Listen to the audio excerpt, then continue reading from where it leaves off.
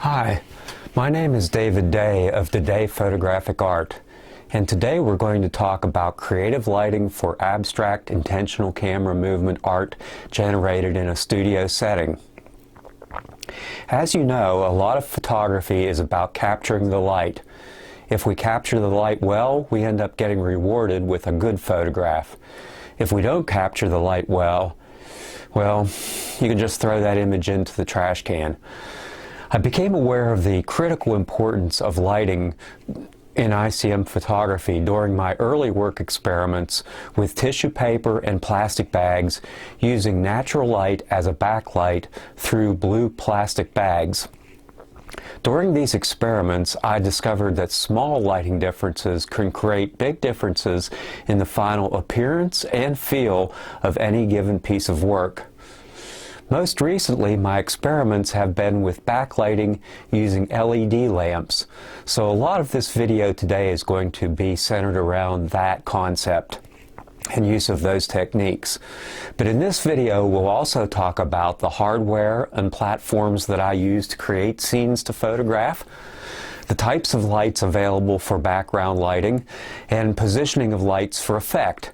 We're also going to talk about the unique and different qualities of tissue paper and plastic bags and how to use these for effect in any given scene.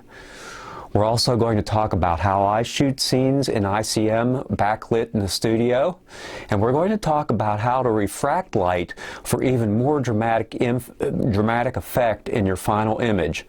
Last but not least, we're going to talk a little bit about post-processing, but I'm not going to cover that in great detail because I covered that in some of my earlier videos, and that has not changed a lot. So with that, I'm excited that you're here today. I'm excited that we can do this together, and I hope you get something out of it. Oh, that's a beauty.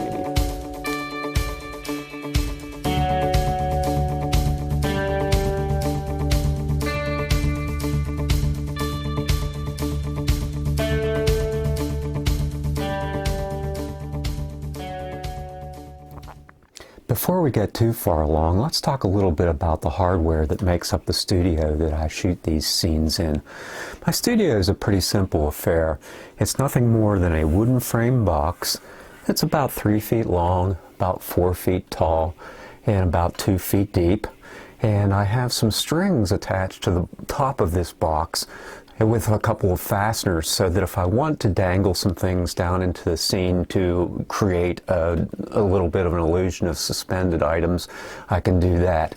I also have a little 25-watt lamp here that I've attached a snoot to, and that allows me to highlight any given areas of the scene that I may want to highlight. I find that I'm not using that too much though in backlit photography. Now on the bottom of this box I have a string of LED lights. Let's turn those on here for a minute. And you can see the LED lights are here. We'll get into this a little bit later, but I can change the colors of these lights very easily with this little remote that I've got here. A couple of things I didn't want to do. I did not want to crush these lights because they are a little bit flimsy. And so to avoid that problem, I created this little device right here. It's nothing more than a wooden frame with some plexiglass covering it and a wooden frame back. Now this is designed so that it sits right on top of these LED lights. So there's about a 2-inch distance between the lights and the plexiglass. There we go. And this does a couple of things for me. Number one, it protects the LED lights that I'm not placing things directly on top of the LED lights. The second thing that it does for me, which is really kind of interesting, is it creates some really nice refraction of the lights, so that the lights tend to start to diffuse out. Now, if I want to diffuse these lights a little bit more, there are a couple different things that I have. I have multiple colors of plastic sheets, and you can see that diffuses that light quite nicely. Or if I want to start out with a white background, I have a piece of white sheeting that I can lay over here that can diffuse it that way. So I start to get some more diffusion here in the whole process, and then I can stack things and layer things on top of here. So to create my scene, I'll put a couple of plastic bags in there, maybe a little bit of blue. I really love these charcoal gray bags because they create a real interesting translucent effect. And here's a little bit darker one, so that if I want a dark area over here, I can do that. One of the things that I'm very careful about is to make sure that I've got all of the lights covered so that I don't have any random light trails impacting my scene. Now, once I get this set up, I can shoot it from the side, I can shoot it up over like this, and one scene will create a whole plethora of different images by shooting it at different angles and at different spots throughout the scene. I also have this back piece here which we talked about, and sometimes I'll put some LED lights back there. So if I want to create an illusion of a depth of field, I can put something back there to diffuse those lights and then go from down, up, and that creates a really good depth of field image for me. So that's basically the way the setup is done. And next we're going to talk a little bit about the LED lights and what goes into putting all of that together.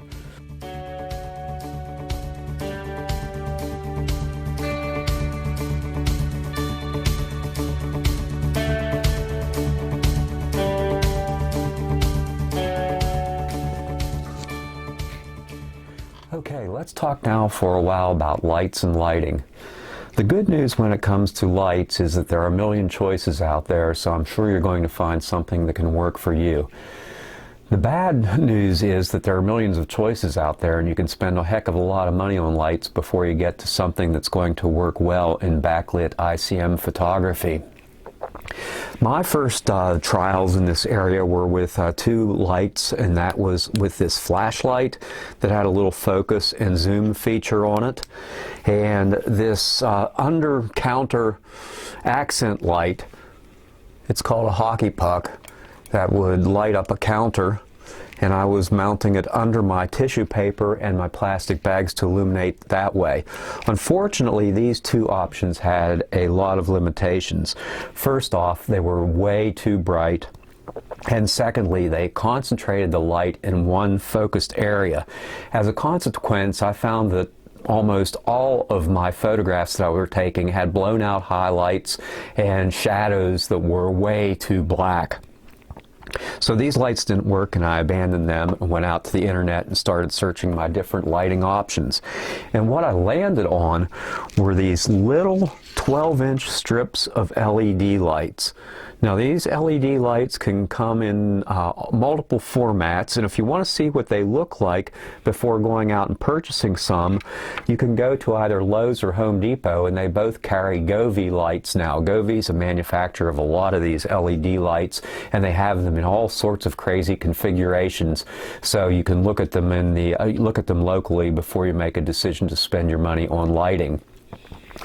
These LED lights come in strips of anywhere from 12 inches up to 64 feet. Now, if you're talking about 64 feet of LED lighting, you're talking about lighting a whole room, and unless you're looking for something like that in a really big studio, I can't recommend the really big lights.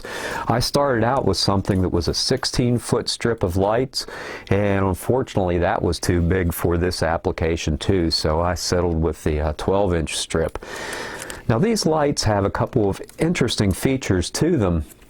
First, They come with a USB plug, so you can plug them directly into your computer, or you can plug them into a cell phone charger. So that's really pretty cool. The second thing that they feature that they have is LED lights emit very little heat compared to an incandescent lamp. So if you're in a shoot and you've got your tissue paper or your plastic bags right up against these LED lights and you forget to turn them off, you're not going to be creating a fire hazard, which is always really important. We don't want to be starting any fires with our photography. The third feature that I really like about most of these LED lights is they come in multiple colors. So you've got the ability to turn them on, and I've got these in red right here right now. I can change them to orange, I can change them to yellow, I can change them to white, and so on and so forth. You definitely want to get a set of lights that's got this remote control on it. They've also got this auto feature that allows the lights to go from color to color, and you can base it on what sounds are coming out of the room, or you can have it just rotate through the colors. And you can see here I've got it keyed to my voice right now. It's really fun to shoot in this mode because what you can do with a 3 to 4 second exposure is you can rotate your camera as the lights change, so you can get some really strange combinations of lights as a consequence. So I highly recommend the lights that have the remote with them. The lights that I use are called HIT lights, the Eclipse kit. I got this on Amazon, and they're pretty neat. In that kit you get 3 12-inch strips, and you get 3 connectors that allow you to daisy chain these strips together by plugging them together. And with that option, you can have areas in your scene that are highlighted with the LED lights, and because these don't have any lights on them, you could have areas that are a little darker, and that way you can control light and shadows pretty well. And because it's only a 12-inch strip, it's not going to overpower it with light the way a 16-foot or a 64-foot strip would. So I really recommend these. Now, one thing you have to be careful of is these, although they're flexible, you can flex them so much that you can break these little soldering joints on the resistors here. And if you break those soldering joints on the resistors, it can cause the whole light strip to fail. So be very careful with bending them. The other thing I found that's very interesting, that you might find interesting as well, is you've probably seen these before. This is a little portable light box for shooting still photography of ceramic figurines, jewelry, and things like that. And they come with an LED ring mounted in one side, and they're usually just in white. And they allow you to adjust the brightness of those rings, as you can see as I'm doing here. Well, what I did after shooting my backlit scenes in this for a while was I got rid of the box because I wanted something bigger, but I salvaged out the light. I salvaged out the LED light. And if I want something in the background that looks circular with some highlights around it, I'll take a piece of tissue or a piece of plastic, and I'll stuff it into that ring, and you can see there are areas of light and shadow. The ring is showing up as a shadow, and then put that back at the back of my scene that I've created. And when I rotate, that can create something that looks like a planet, a star, a sun, or something along that of that sort. I really like that feature. So that's something else. It's just an aside that I've found works really well for my photography. So that's basically it about lighting. As I said, there are a lot of choices out there, so if you find something that works really well for you, let me know, because I'm always on the lookout for new ways to light these photographs that I'm taking.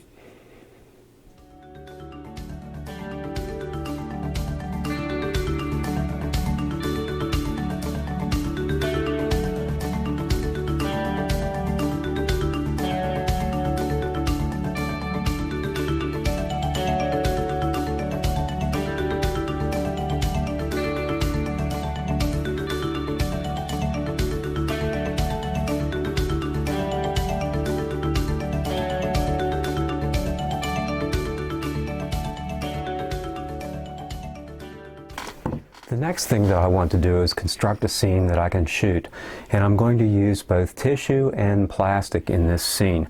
I've already created part of it. As you can see, I've got the LEDs set to a nice warm yellow. If I wanted, I could change those to cool white or red, but I like yellow in this case. And I've got my ring set up back here. I might increase that a little bit, increase the brightness, and you can see I've got this ring covered in a purple piece of tissue paper, and I've got it slightly offset so that when I shoot this scene I can catch some of this light that's on this side of the scene. It might also be beneficial to put a piece of tissue paper back in the back there for that. Okay, so that's the basic scene. Now what we want to do is I want to continue to construct it with tissue and plastic bags. There are two suggestions I have when you're going to do these. The first is to think 3D. Don't think just about taking all your tissue and your plastic bags and laying them flat on the piece of acrylic or whatever type of stand you're using. Think about using little structural elements to make it three-dimensional, because once you make it three-dimensional it ends up getting more depth of field to it than it would otherwise, and it looks a little bit more interesting. The second thing that I would recommend to do with it is to not put too much clutter into it. It's very easy to get to a place where you've got so much tissue and so much plastic bags going on in here, light refracting all over the place, that your final image can become cluttered with too many colors, too many variations of light, and so on and so forth. So it is to your advantage to think about keeping these things simple. So another thing that I wanted to mention that I've recently been doing is I've got this 4-inch crystal ball here. And what I'm going to do with this is it's going to serve two purposes. Number one, it's going to make this image three-dimensional. And number two, as you can probably see there, it's going to reflect some of these LED lights up through it. Now watch what happens when I take one of these light charcoal gray plastic bags and put it on top of here. And if I had a little more time, I would hang this up above there. You can see here how it's refracting that image. So I'm going to put that in there and leave that just like that. Then I'm going to take a piece of blue plastic, put it back here for a little bit of an accent.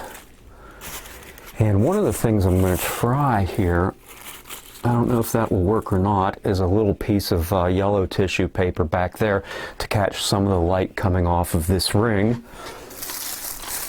And then I'm going to take, let's see, this was a grocery shopping bag. And I'm going to put that right over here to fill in that area. Okay. And that's how I'm going to construct my initial scene. And if after I take a few shots with this, it doesn't work out, I'll just change it all around, move things around until I get to the place where I'm photographing something that I find interesting, I find that I can work with and develop, and then I'll just shoot the heck out of it for about 100 shots or so.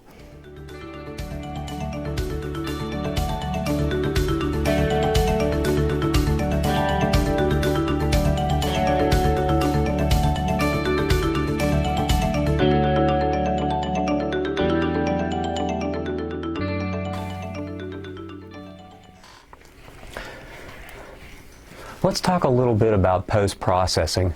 I'm not going to go through a tutorial on post-processing here today because it's basically the same as what I put into my earlier videos on intentional camera movement photography in the studio using wires and plants as subjects. So if you want to take a look at the details, please go to one of those videos on my YouTube channel. There are a couple of things worth mentioning though, and the first is highlights. In this type of photography, it's easy to get highlights that are too bright And when that happens, you've got to tone them down some way to balance them relative to the rest of the image. There are a couple ways to do that, and what I suggest doing is a combination of masking followed by adjustment of the brightness in that masked area. Do this as opposed to burning that area using the burn tool in Photoshop or Lightroom, because when you burn out a highlight, you tend to introduce mud into that, and if you've got too many highlight areas in your image, you can end up ruining the entire image as a consequence of burning it. The other things that I wanted to talk about in post-processing are saturation, texture, clarity, and sharpening. They are the mainstay of ICM, particularly the saturation, the texture, and the clarity, to adjust for the washout that inevitably occurs whenever you are moving a camera sensor across a scene. And in terms of sharpening, that is a really interesting one with this type of photography. If you look closely, particularly at a plastic bag that has got some translucence to it, it has a number of ridges and crinkles into it.